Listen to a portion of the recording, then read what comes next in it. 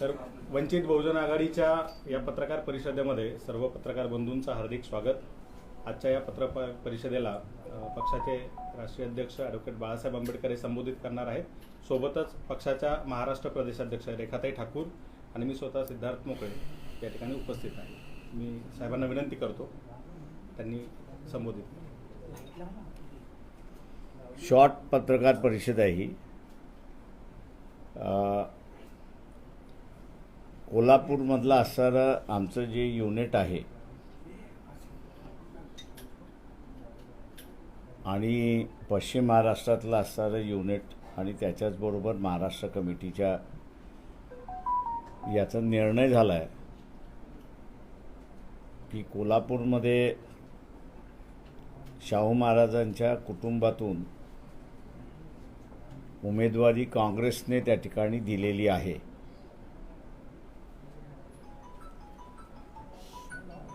आम्ही असणारं पक्ष म्हणून आणि आयडिओलॉजी म्हणून फुले शाहू आंबेडकर असं संबोधित त्या ठिकाणी करत असतो, आयडिओलॉजिकल भूमिका त्या ठिकाणी घेत असतो आणि त्याच्यामुळे शाहू महाराजांचा असणारा विचारसरणी आणि त्यांचं असणारं कुटुंब हे चळवळीचं जवळचं कुटुंब आम्ही त्या ठिकाणी असणारा मानतो आणि म्हणून निर्णय तिन्ही ठिकाणी असणारं घेण्यात आलेला आहे की पक्षाच्या वतीने त्यांना पूर्णपणे आमचा असणारा पाठिंबा आहे।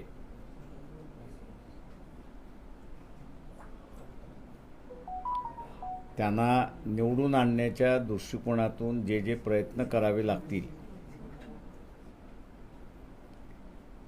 ते सगळे प्रयत्न पक्षाच्या वतीने त्या ठिकाणी केल्या जातील।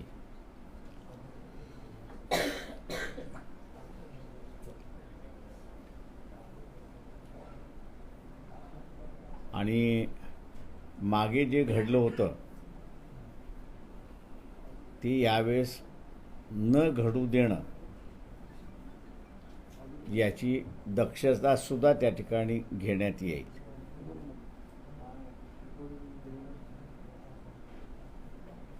कोल्हापूरमध्ये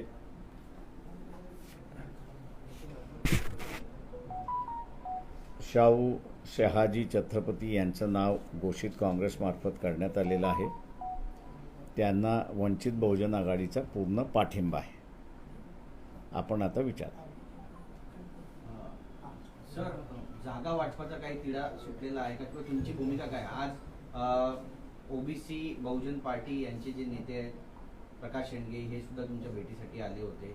1-1.5 तास चर्चा सुद्धा झाली आहे। 22 जागांचा त्यांनी सुद्धा प्रस्ताव दिला अशी माहिती मिळाली। काय नेमकं यातून बोध द्यावा किंवा काय यातून आउटकम? तुम्ही दोन मिक्सअप करताय। MBAचा तुम्ही जर विचारणार असाल तर तो तिढा तुम्ही त्यांनाच विचारा, त्याच्याबद्दल आम्हाला काहीच माहिती नाही आहे।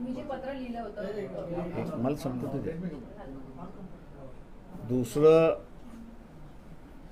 प्रकाश शेंडगे यांनी असणारा नवीन पक्ष रजिस्टर्ड केलेला आहे। त्यांनी एक लिस्ट आमच्याकडे असणारा सादर केलेली आहे। तेव्हा त्यांना आम्ही असं सांगितलं की आमचंच घोंगडं तिथं भिजत पडलेलं आहे, ते मिटल्याशिवाय आम्ही आपल्याशी त्या ठिकाणी बोलू शकत नाही किंवा फायनलिटीला आपण येऊ शकत नाही। 1.5 तास आमची असणारी चर्चा झाली। ते कुठले कुठले मतदारसंघ मागतात आहेत, का मागतात आहेत याची असणारी माहिती आम्ही त्या ठिकाणी घेतली आणि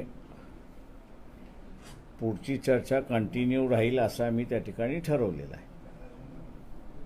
4 सीझनच्या बैठकीनंतर तुमची जागा वाटपासंदर्भात महाविकास आघाडीसोबत काही चर्चा झाली का? कारण दावे प्रतिदावे बरेच करण्यात आले। संजय राऊतांनी म्हटलं की प्रस्ताव स्वीकारला असतं तर बरं झालं असतं। त्या सगळ्याचा अर्थ काय काढायचा? म्हणजे आता पण म्हणतायत की प्रकाश आंबेडकर जे ते कोळी टाकत असतात। कोळी टाकत असतात की त्यांना वस्तुस्थिती दाखवल्या जात असते, दोन गोष्टी आहेत। त्यात माझं म्हणणं असं आहे की तुम्ही आम्हाला जर सहकार्य केलं असतं तर कदाचित हे घोंगडं इतके दिवस भिजलं नसतं। तुम्ही सगळ्यांनी असणारं टार्गेट आम्हाला केलं आणि म्हणून त्यांना त्यांचं कोंबडं झाकता आलं। त्यांचं कोंबडं आता असं उगवायला लागलेलं आहे, आवाज द्यायला लागले, बांग द्यायला लागलेला आहे की 10 जागेवरती असणारा सेना आणि काँग्रेस यांचा टाय आहे. 5 जागांवरती NCP, शिवसेना आणि काँग्रेस असा असणारा टाय आहे. ही न्यूज माझ्या अंदाजानं एक 8-10 दिवस अगोदर आम्ही ज्यावेळेस मांडलं होतं तिला असणारं प्राधान्य मिळालं असतं तर कदाचित तो रिझॉल्व झाला असता. पण सगळा टार्गेट हाच राहिला की वंचित जागा देत नाही, वंचित अमुक करत नाही, वंचित अमुक करत नाही, वंचित अमुक करत नाही. तिथे आमचाच प्रश्न होता, त्यांचंच भांडण मिटत नसेल, त्यांचाच तिढा जर संपत नसेल तर आम्ही त्याच्यामध्ये कुठे शिरायचं. त्याच्यामुळे आजही त्यांचा तिढा संपलाय असं आम्हाला काही कम्युनिकेट करण्यात आलेलं नाही. तुमची नेमकी भूमिका काय राहणार आहे जोपर्यंत शिवसेना असेल, राष्ट्रवादी असेल किंवा काँग्रेस असेल, त्या तिघांचा तिढा मिटल्यानंतर तुमची त्यामध्ये एंट्री होणार आहे? तुम्ही हो, पाहिजे त्यांचाच तिढा मिटणार नसेल तर आमची एंट्री करून काय उपयोग आहे? तोपर्यंत तुम्ही वेट अँड वॉचच्या भूमिकेत राहणार? आम्ही असं आजच सकाळी आम्ही सांगितलं की आमचं जे ठरलेलं आहे ते 26 तारखेपर्यंत आम्ही थांबणार, नाही तर 26ला आमची जी भूमिका आहे ती आम्ही देणार. त्याच्यामध्ये एक भूमिका आम्ही असं इथं मांडलेली आहे की आमच्या मदतीने काँग्रेस पक्ष 7 जागा ज्या जिंकू शकतात त्या 7 जागा त्यांनी असताना आम्हाला कळवाव्या. त्यामुळे आम्ही असं कुठे थांबलोय असं नाही आहे. आम्ही असणारा मूववरती आहोत. राज्यातल्या नेतृत्वाकडून काँग्रेसच्या काही वाटाघाटी होत नाहीत, काही बोलणं होत नाहीये. तुम्ही त्यांच्याकडे 7 जागांचा प्रस्ताव दिलाय की त्या 7 जागा तुम्ही द्यायला पाहिजे. जर स्थानिक पातळीवरती हा काही तुमचा संवाद काँग्रेससोबत होत नसेल तर दिल्ली पातळीवर आम्ही असणारा आमच्या पत्रामध्ये स्थानिक यांना लिहिलेलं नाही. ते पत्र आम्ही असणारा काँग्रेसचे अध्यक्ष जे आहेत खरगे यांना असणारे लिहिलेलं आहे. रमेश त्यांचे असणारे जे EICC ऑब्झर्वर आहेत त्यांना असणारं त्या ठिकाणी लिहिलेलं आहे. आणि एक इन्फॉर्मेशन म्हणून आम्ही असणारा नाना पटोलेंना सुद्धा त्या ठिकाणी लिहिलेलं आहे. त्याच्यामुळे आम्ही असणारा एक्सपेक्ट असं करतोय की महाराष्ट्रातल्या काँग्रेसचं कुठल्या 7 जागांवरती एकमत झालं तर फार चांगलं आहे, नाही झालं तर त्या खरगे जे आहेत अध्यक्ष जे आहेत त्यांनी घेऊन ते आम्हाला कळवाव्यात असं आम्ही त्यांना म्हटलेलं आहे. तुमच्या 7 जागांसंदर्भात तुम्ही त्यांना पत्र लिहिलं, पत्रांचा अजून कोणता रिस्पॉन्स आलेला नाही. बरोबर आहे. जर गरज पडली तर स्वतः तुम्ही राहुल गांधींची या संदर्भात संवाद साधणार आहात का? तुमची काही भूमिका घेण्यापूर्वी अजून त्याच्यावरती आम्ही काही विचार केलेला नाही. तुमच्या 7 जागांचा अर्थ असा काढायचा का की काँग्रेसने 7 जागा आम्हाला कळवाव्या, त्या 7 जागांवर वंचित पाठिंबा देईल, उर्वरित 41 जागांवर वंचित बहुजन आघाडी स्वतःचे उमेदवार उभे करणार आहे का? तो निर्णय आम्ही नंतर घेऊ.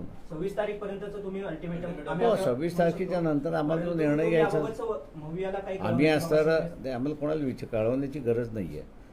आम्हाला जे कळवायचं आहे ते पब्लिकला कळवायचं, वोटरला कळवायचं आहे.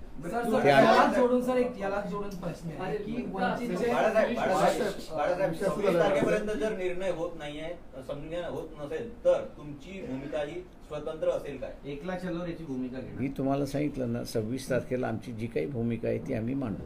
सर, एकीकडे तुम्ही असं म्हणत आहात की 7 जागांचा प्रस्ताव काँग्रेस सोबतचा तुम्ही वेट अँड वॉचची भूमिका घेतात, मात्र दुसरीकडे मवियाचे नेते म्हणत आहेत की वंचित ही आमच्या सोबतच आहेत, आम्ही वंचितला सोबतच घेऊन चालवतो. ते कुठेतरी दुमत दिसतंय का?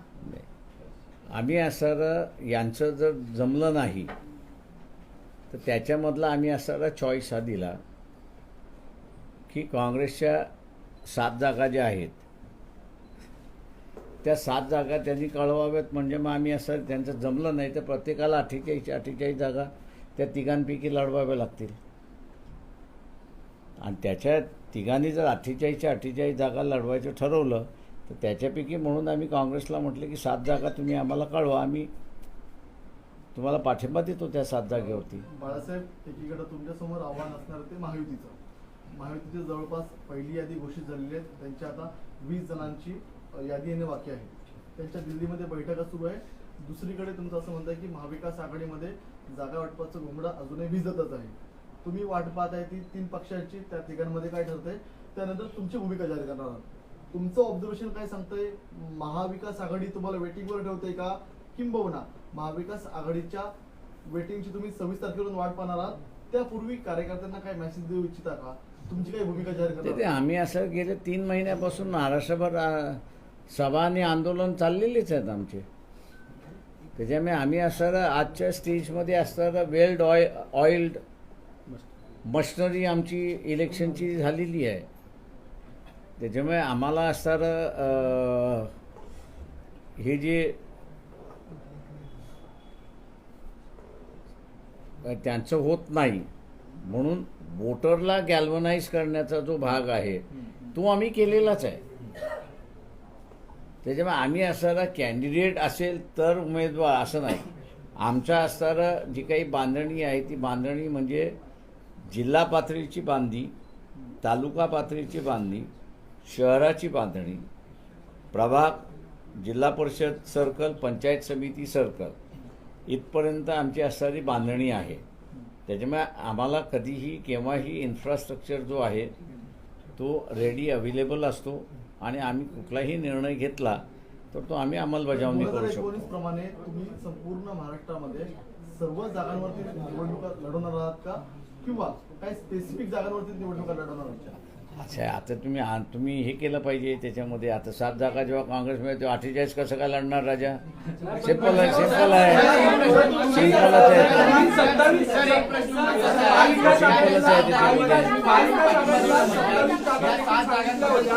सांगू इच्छिता का की या निवडणुकीत कोणत्या जागा असणार आहेत? मी काँग्रेस पार्टीचा अध्यक्ष थोडी आहे. 27 जागांचा आपण एक माहिती दिली होती महाविकास आघाडीच्या बैठकीत की या 27 जागा आहेत, ह्याच्यापैकी काही जागा आम्हाला भेटल्या पाहिजे. मग ज्याप्रमाणे त्यांनी विचारलं की 48 जागा लढवणार की अजून किती, मग त्या 27 जागांचा तुम्ही जो सर्वे केला होता किंवा तुमच्या माहितीत आहे, मग त्या जागांवर तुम्ही निवडणूक लढवणार आहे का? जर एकवलं चालायची तुमची भूमिका असेल तर? नाही, अजून मी म्हटले ना की आमची भूमिका जी आहे ती आम्ही 26 तारखेला मांडतो आहोत. सर, तुम्ही पत्रामध्ये असं म्हटलं होतं की वंचितच्या प्रतिनिधींचं ऐकून घेतलं जात नाही महाविकास आघाडीच्या बैठकीमध्ये. आता मागे जी महत्वाची बैठक सिल्वर गोकुळ झाली तिथे सुद्धा वंचितला बोलवण्यात आलं नाही महाविकास आघाडीकडून. तर कुठेतरी वंचित या पक्षाला गृहीत धरलं जाते का महाविकास आघाडीला? आम्ही आमचा टार्गेट ठरवलेला आहे. डिसलॉगिंग BJP हा आमचा टार्गेट आहे. त्याच्यामुळे तो टार्गेट अचीव करण्यासाठी हे जे छोटे मोठे हेवेदावे जे आहेत त्याला आम्ही बाजूला सारतो आहोत. आम्ही त्याला काही फार मोठं महत्त्व देतोय असं नाही. आमचं म्हणणं असं आहे की त्याच्यामध्ये त्यांची जी मुळात भांडणं आहेत ती संपली पाहिजेत. ती जर संपत नसतील तर मग आम्हाला काय भूमिका घ्यायची ती आम्ही 26ला घेऊ ना. जर भाजपच्या जागा कमी झाल्या तर नितीन गडकरी हे पंतप्रधान होऊ शकतात. भाजपच्या जर जागा कमी झाल्या नितीन गडकरी हे पंतप्रधान होऊ शकतात. देशाच्या 200च्या खाली जर जागा आल्या किंवा 250 आल्या किंवा किती आल्या ते डिपेंडेबल आहे. मी असं म्हणेन की ऑपोजिशनच्या किती आल्यात.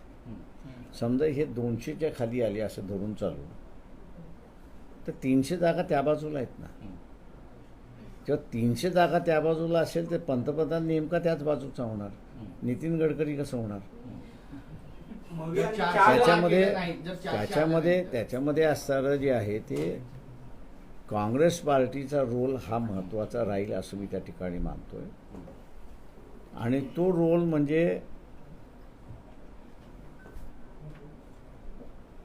अखिलेशनी जे यात्रा येत असताना जी भावना व्यक्त केली किंवा ममता बॅनर्जींनी असणारी जी भावना या ठिकाणी व्यक्त केली की तुम्ही येताय आमच्या राज्यामध्ये आम्हाला विश्वासात घ्या,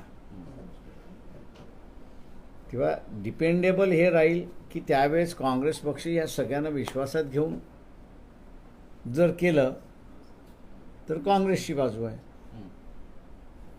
विश्वासात जर काँग्रेसने घेतलं नाही तर मग कोणाची ही बाजू? सर विश्वासाचाच प्रश्न आहे. तर मग ज्या 4 जागेंचा प्रस्ताव दिला होता तुम्हाला, त्या 4 जागेंपैकी 2 जागा अशा होत्या की जिथे ते तिन्ही पक्ष महाविकास आघाडीतले जिंकू शकत नाही असं एक अंदाज वर्तवला जात होता, म्हणून त्या 4 पैकी 2 जागा तुम्हाला दिल्या असं म्हटलं जातंय. मी काय म्हणालो की आम्हाला असं तुम्ही कुठून 4चा आकडा आणला हा मला माहित नाही. संजय राऊतांनी सांगितलंय 4 जागांचा आम्ही प्रस्ताव दिला, त्या 4 जागा कोणत्याही आता आम्ही- याबाबतचं गुढ अद्याप उकललेलं नाहीये. त्यामुळे वंचित कडून ते सांगता येईल का की 4 जागा आम्ही आता असं- नेमक्या कोणत्या जागा आहेत? माझ्या अंदाजानं सिद्धार्थ मोकळे यांनी बरेच वेळा त्यांच्या व्हिडिओमधनं आणि त्यांच्या स्टेटमेंटमधनं क्लिअर केलं आहे की आम्हाला 4 कधीच ऑफर केलेल्या नाहीत, 3 ऑफर केल्या होत्या. त्याच्यामध्ये एक अकोला होती की जी आम्ही त्यांना म्हटलं तुम्ही परत घ्या, तसं म्हटलं तर 2च जागा त्याच्यामधल्या असणाऱ्या दिल्या होत्या त्यांनी. त्याच्यामुळे म्हणून म्हटलं की आम्ही जे म्हणतोय ते कॅरी करण्याच्या ऐवजी संजय जे म्हणतात ते फार मोठ्या प्रमाणात कॅरी केलं जाते, अशी असणारी परिस्थिती आहे. सर नेमक्या तुम्हाला किती जागा पाहिजे आहेत महाविकास आघाडीकडून? एक प्रत्यक्ष असं तुम्ही आता चर्चा सांग- ह्या टीव्हीवरनं होत नसतात. नाही, तुम्हाला नेमक्या जागा किती पाहिजे? सर्व महाविकास आघाडीकडून वेगवेगळ्या जागेची आकडेवारी समजवते.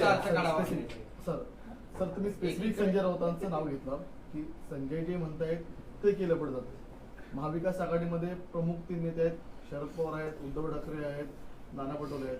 तुम्ही थेट त्यांच्याशी या संदर्भातला का संवाद साधत नाही? जर संजय राऊतांमुळे काहीतरी अडचणी निर्माण होत आहेत, कोणामुळे आडकाठी होते त्यांच्यामधलं त्यांनी असं एक लक्षात घ्या की त्या चर्चेमध्ये जे झालं त्याच चर्चेमधनं आमच्या लक्षात आलं की यांच्या 15 जागेंवरती भांडणं आहेत. ओके, आता 15 जागेंवरती भांडणं असताना तुम्ही त्या फ्रेंडली लढणार आणि उरलेल्या जागेंवरती तुम्ही काय करणार, याचा कुठेतरी निर्णय झाला पाहिजे. तो निर्णय झाल्याशिवाय आम्ही असताना पुढे काहीच बोलू शकत नाही. आता समजा त्यांनी निर्णय घेतला की 15 जागेवरती फ्रेंडली करायचं, मग आम्हाला ठरवावं लागेल त्या 15 जागेवरती फ्रेंडली करायचं की ह्याच्यापैकी कोणाला पाठिंबा द्यायचा. आमच्यासमोरचं कोड आहे. त्याच्यामुळे म्हणून आम्ही म्हटलं आहे की आम्ही 26 तारखेपर्यंत थांबणार की यांचं हे 15 जागेंचं कोडं उलगडतंय की न उलगडतंय. शरद पवारांनी भाषणामध्ये एक महत्त्वाचं विधान केलं. ते म्हणतात की भाजपला सत्तेत यायचे कारण त्यांना घटना बदलायची. 15 दिवसापूर्वी सुद्धा असं एक वक्तव्य समोर आलं होतं. तुमची प्रतिक्रिया काय आहे? 2014मध्येच BJPने व्हेरी क्लिअर केलं होतं की आमचा अल्टिमेट एम सत्ता घेण्याचा म्हणजे संविधान बदलण्याचा. आता 2014मध्येच त्यांनी डिक्लेअर केलं होतं किंवा मी असं म्हणेन की 1950 सालीच RSSनी व्हेरी क्लिअर केलं होतं. डिक्लेरेशन आहे त्यांचं की ज्या दिवशी आमच्या हातामध्ये सत्ता येईल त्या दिवशी आम्ही हे संविधान बदलणार. हे माहीत असताना NCPने त्यांना 2014 साली न मागता पाठिंबा दिलाच होता.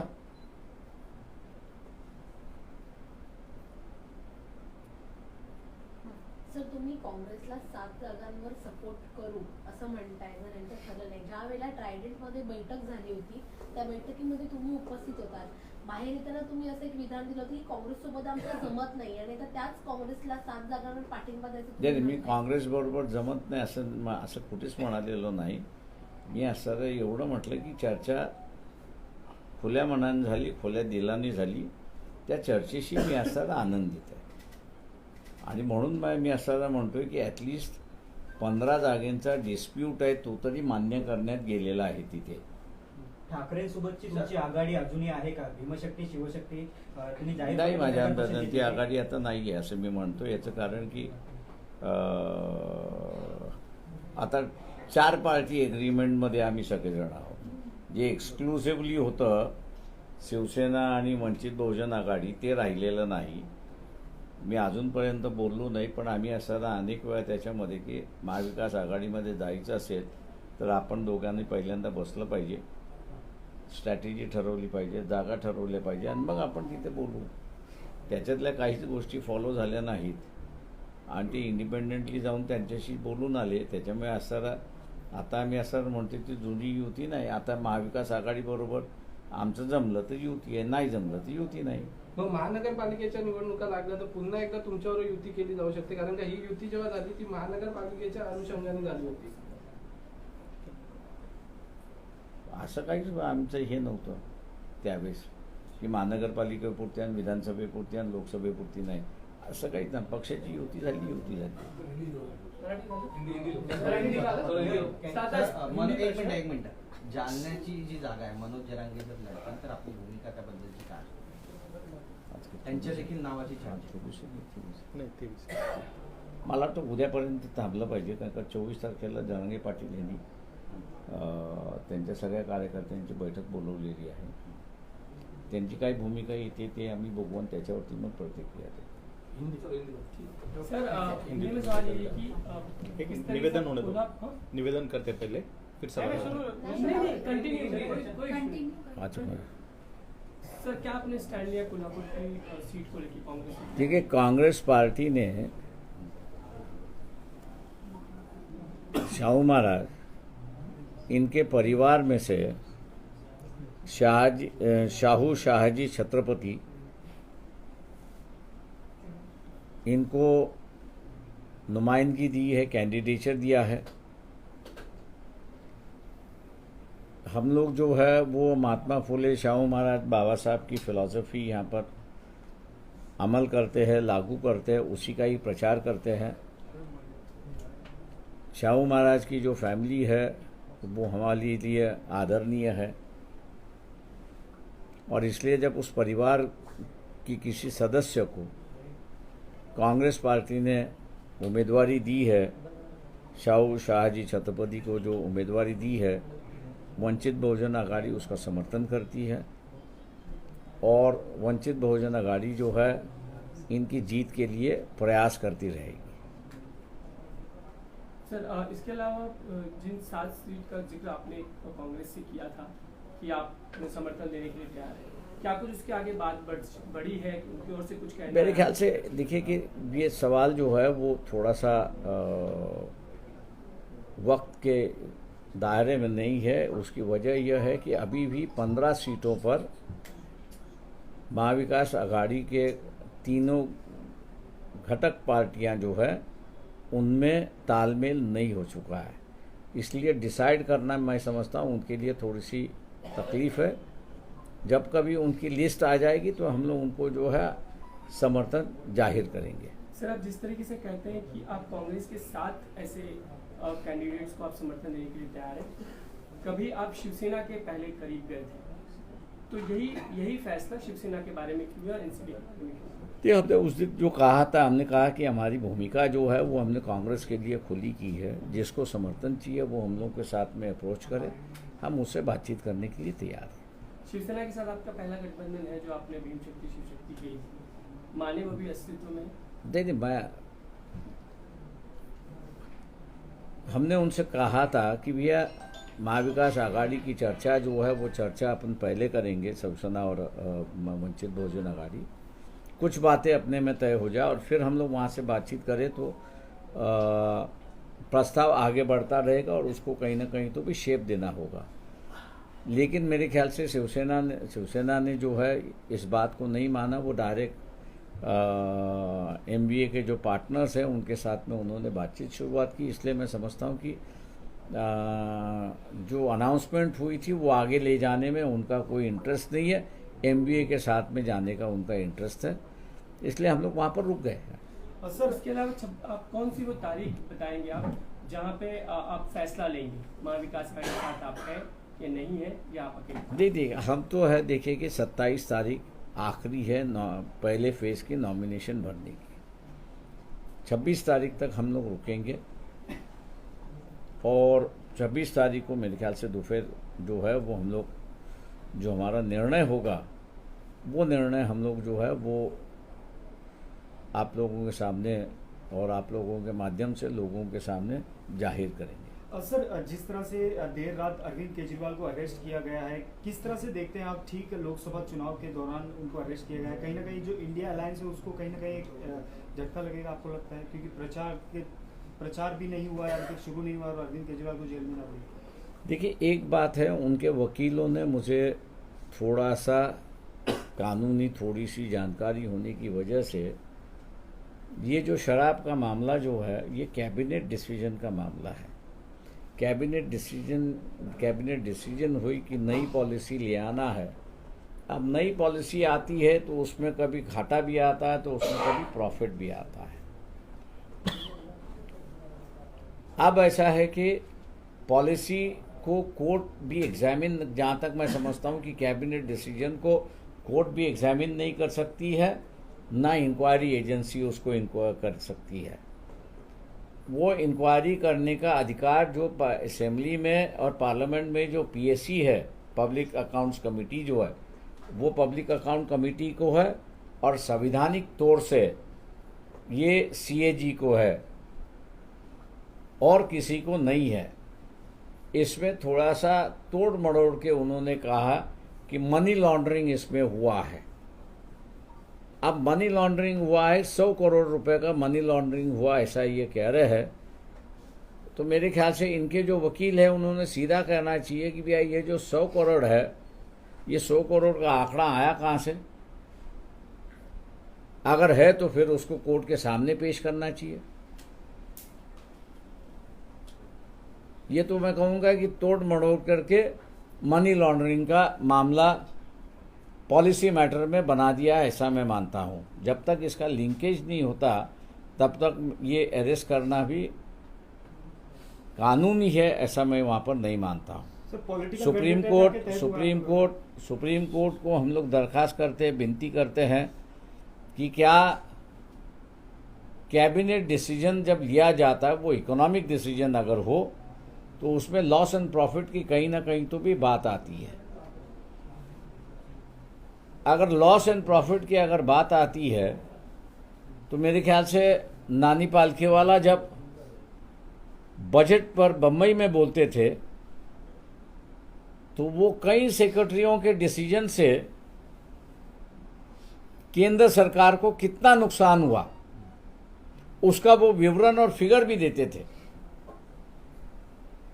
लेकिन इस बात को पब्लिकली बाहर आने के बाद भी किसी भी सरकार ने उस सेक्रेटरी और उस मंत्री को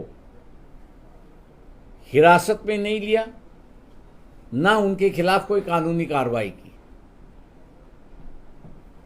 उसकी वजह यह है कि कैबिनेट डिसीजन लेता है, एक व्यक्ति नहीं लेता है।